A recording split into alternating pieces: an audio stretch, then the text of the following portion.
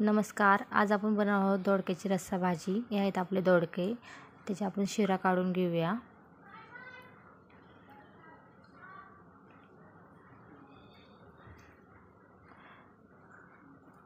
दोडक्या शिरा काढून झालेला आपण दोडका बारीक चिरून घेतलेला आहे. चला आता आपण भाजी करूया.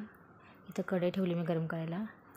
आपण यामध्ये 1 चमचा तेल ओतलेलं आहे, 1 चमचा मोहरी, 1 चमचा जिरं छान तडतडलं आहे, बेडगी मिरची पावडर, अर्धा चमचा हळद आणि त्यामध्ये आपण आता दोडके टाकले आहे बारीक चिरलेले. आता आपण छान असं हे मिक्स करून घेऊया. आता आपण इथे शिजण्यासाठी झाकण ठेवूया आपल्या दोडक्याच्या भाजीवरती. पाहू शकता थोडेसे ह्यामध्ये आपण आता नारळाचा खवलेले खीस टाकलेला आहे, तो मिक्स करून घेऊया. चवीनुसार मीठ टाकून घेऊया. मीठ मिक्स करूया. आपण रस्सा बनवणार आहे त्यासाठी आपण अर्धा ग्लास पाणी ओतूया आणि ते मिक्स करून छान अशी आता उकळी येऊन देऊ.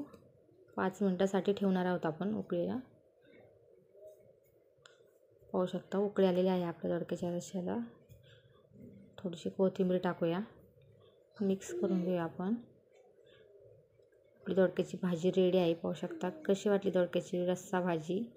नक्की कमेंट करून सांगा. भेटूया नेक्स्ट ब्लॉगमध्ये. बाय.